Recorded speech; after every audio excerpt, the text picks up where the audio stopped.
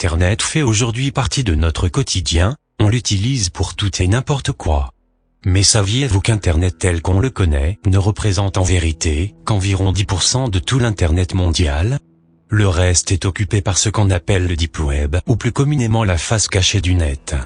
Ici, rien n'est référencé par des moteurs de recherche comme Google, Yahoo ou encore Bing. Plus d'1 trilliard de données invisibles ne sont pas référencées par ces outils. Mais pourquoi ces pages sont-elles cachées? J'ai voulu aller chercher la réponse à cette question en plongeant au plus profond des entrailles d'Internet, en allant et franchissant toutes les frontières, tous les interdits, en oubliant toutes les règles de bonne conduite sur le web. Bref, pour cette enquête j'ai été à l'extrême de l'Internet. Mais qu'est-ce qu'un niveau sur la planète Internet? Pour commencer à plonger, il faut que je réponde à cette question. Internet est composé de plusieurs niveaux, je vais en citer 3 pour faire simple. Le premier est l'Internet que l'on connaît tous, celui que l'on fréquente quotidiennement, je vais l'appeler web de surface, le niveau 0 en quelque sorte. Le deuxième niveau est déjà un peu plus subtil, ce sont des sites auxquels vous avez sûrement déjà fréquenté, ils ne sont pas familièrement accessibles à des débutants. Vous avez sûrement utilisé ces sites pour télécharger illégalement des films, de la musique, des jeux, ou encore des programmes Internet tels que Microsoft Word. Cet Internet est à la frontière des interdits, il propose des contenus postés par les autres internautes, et la source des contenus proposés n'est pas forcément fiable, souvent source de virus. Dans les reportages sous-marins sur Arte on voit des animaux dans les abîmes sans yeux, avec de grandes dents, des animaux inconnus, dangereux, louches. Voilà comment je peux qualifier ce troisième étage. Et c'est là notre destination finale pour aujourd'hui, bienvenue sur le Deep Web. Oui, je vous avais prévenu, c'est très malsain d'aller dans les abîmes du net, rien que les noms vous donnent envie de faire demi-tour. Cependant sur ce web inconnu, j'ai eu de belles surprises. Sur ce réseau certains échangent le monde et se battent pour la liberté d'expression, pendant que d'autres y jouent les tueurs, à gages ou échangent des photos d'enfants nus. Le Deep Web est un endroit où la liberté est totale. Et qui dit liberté, dit souvent dérive. Qu'est-ce que le Deep Web? Certains fichiers sont trop complexes voire trop tendancieux et d'autres trop volumineux pour être indexés.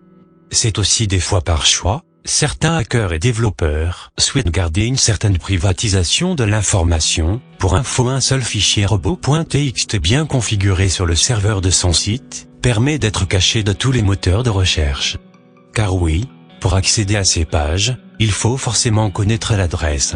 Le Deep Web ne bénéficie pas de moteurs de recherche puissants comme Google pour trouver ce que l'on cherche. Le créateur du site pourra alors transmettre ses données à qui il le souhaite. Malheureusement, il ne circule pas que des informations légales sur ces réseaux, elles sont même en général très illégales. À quoi sert le Deep Web? Le Deep Web regorge d'informations illégales, qui ne sont pas publiables sur le web grand public sous peine de grosses poursuites pénales et de prison. Vous pourrez trouver très facilement toutes sortes de marchés noirs, de la drogue en passant par les armes et même le trafic d'organes. Sur un site comme Silk Road, il est possible d'acheter n'importe quel type de drogue, de la marijuana à la cocaïne, avec la monnaie virtuelle Bitcoin. Mais ce n'est pas tout. Vous pourrez trouver des offres pour embaucher un tueur à gages, vous faire fabriquer de faux papiers ou encore acheter des armes. Plus glauque encore, il est possible de trouver de nombreuses sources de contenu pédopornographique. Ma plongée peut enfin commencer. Ici, c'est un navigateur Internet spécifique qui garantit l'anonymat en masquant votre adresse IP, c'est l'outil indispensable pour éviter d'avoir de lourdes sanctions pénales. Commençons par préciser que ce tutoriel est purement informatif et que je ne peux que vous conseiller une utilisation responsable et légale d'Internet. Ceci dit pour constater par vous-même tous les contenus de cette enquête, que je vais vous faire découvrir, et devenir anonyme. Il vous faudra en premier télécharger Tor, qui est le logiciel le plus répandu et efficace, pour accéder au site qui compose le Deep Web. Plus grand que vous pouvez le trouver dans la description de la vidéo. Après téléchargement du Tor bundle, décompressez-le, zip et cliquez sur Tor Browser.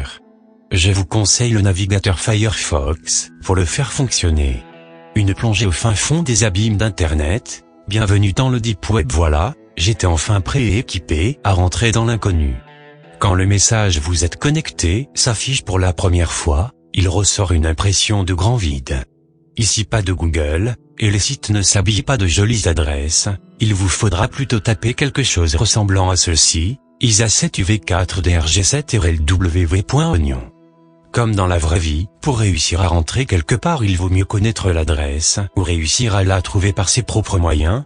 Pour ceci le Hidden Wiki est le meilleur point de départ. C'est la porte d'entrée du Deep Web, le web caché, le web invisible. En tout cas, toutes les appellations mettent l'accent sur le côté inquiétant de l'endroit, et souvent en anglais, pour faire encore plus peur.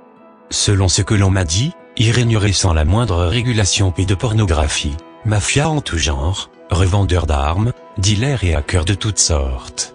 Ce stéréotype est bien sûr entretenu par une partie des médias, et c'est avant tout pour démêler le vrai du faux, et pour vivre une expérience nouvelle, que j'ai décidé d'enfiler ma combinaison de plongée virtuelle. Une petite visite rapide de l'Hidden Wiki donne un aperçu tranchant de ce que l'on peut trouver dans le web profond.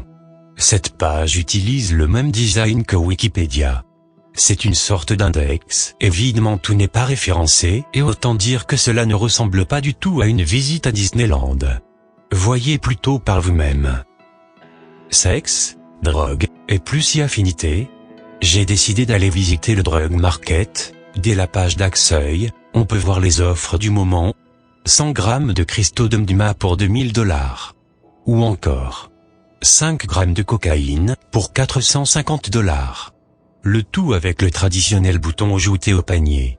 Une fois sa sélection terminée, tout comme sur Amazon, l'utilisateur devra renseigner ses coordonnées bancaires.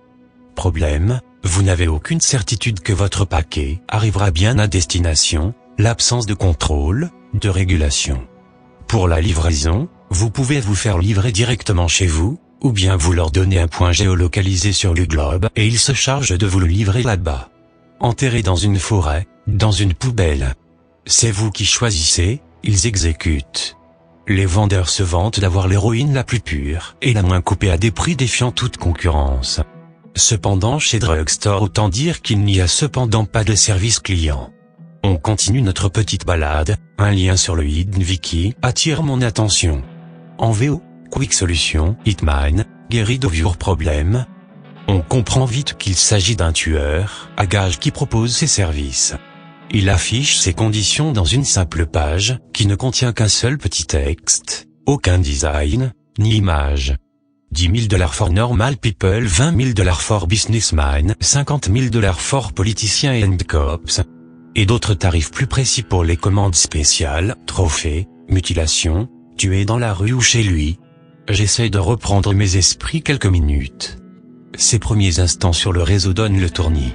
Je ressors avec l'impression de débarquer dans une contrée où tout est permis, de se balader dans un boulevard où il suffit de tourner la tête pour être sollicité par nos plus bas instincts. Tout est froidement affiché, sans mise en garde ni nuance.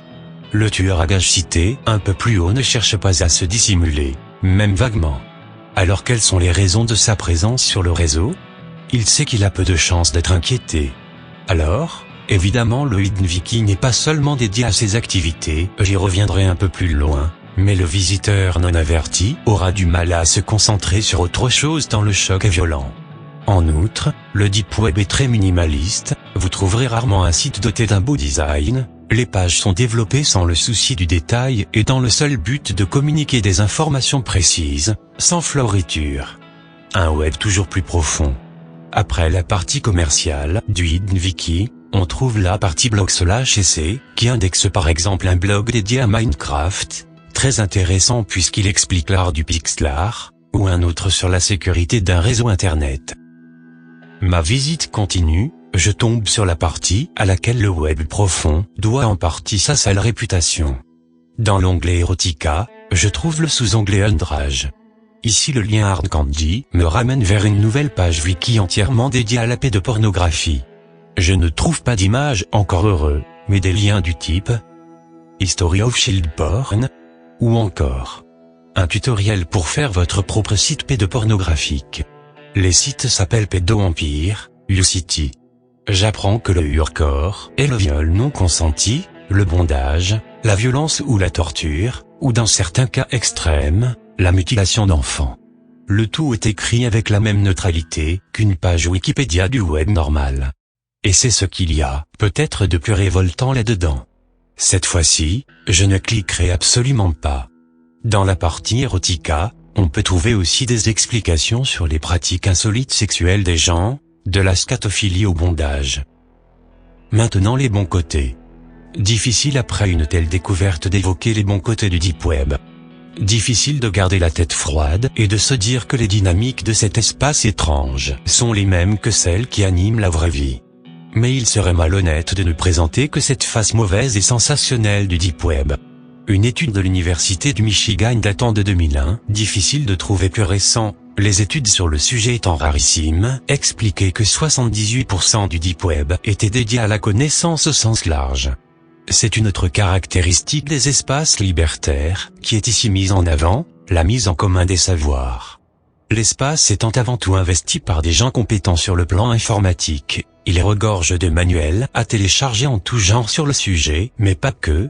Il existe également le projet The Free Bibliotheca Alexandrina, sur lequel les internautes déposent des essais, des textes, des romans, ou des bandes dessinées, consultables par tous. Il faut comprendre que la majorité des utilisateurs se servent du Deep Web, soit par souci d'anonymat, à une époque où nos activités numériques sont de plus en plus facilement traçables, soit pour approfondir leurs connaissances sur des sujets précis. D'ailleurs le réseau Tor a été utilisé par des Anonymous, histoire de fragiliser le régime de Bachar al-Assad. En 2010, ils ont réussi à établir un canal de communication sécurisé avec la Syrie afin de permettre aux citoyens de communiquer sans courir de risques. C'est à partir de ce moment-là que la presse a pu interviewer des rebelles et obtenir des informations fiables. C'est également grâce à l'anonymat du web profond que des organisations telles que Wikileaks peuvent opérer. Le site Code Green donne notamment des cours en ligne sur le hacking éthique. Ses animateurs ont participé à des journées mondiales contre la censure. Partout dans le Deep Web, que ce soit sur les forums ou sur les bases de données, je me rends compte qu'une véritable mouvance s'est établie autour de hackers, qui utilisent leur temps et leurs compétences pour le bien commun, de manière invisible et désintéressée. Par ailleurs, un groupe d'Anonymous engagés contre la pédopornographie enquête et confie fréquemment aux autorités les adresses mail et les adresses IP de pédophiles présumés. Pour conclure, comme souvent, ce n'est pas la technologie qui est en cause mais l'utilisation qui en est faite. Le problème principal du Deep Web, c'est que l'anonymat qui fait figure de règle constituante permet aux plus basses activités humaines de s'exercer sans risque. Sans régulation, toutes ces activités, même les plus répréhensibles, pourront exister. Même des initiatives comme Wikileaks, ou les actions menées par les groupes d'Anonymous en Syrie, en Tunisie ou aux États-Unis, n'auront plus de plateforme. Finissons notre récit par un fait divers. Début octobre 2013, l'ancienne Amazon de la drogue, The Silk Road, la route de la soie, a été fermée par les autorités américaines. Ces dernières se sont rendues compte que le site écoulait en moyenne pour 22 millions de dollars de drogue chaque année. C'est là tout le paradoxe d'un univers libertaire au travers épouvantable et au mérite méconnu.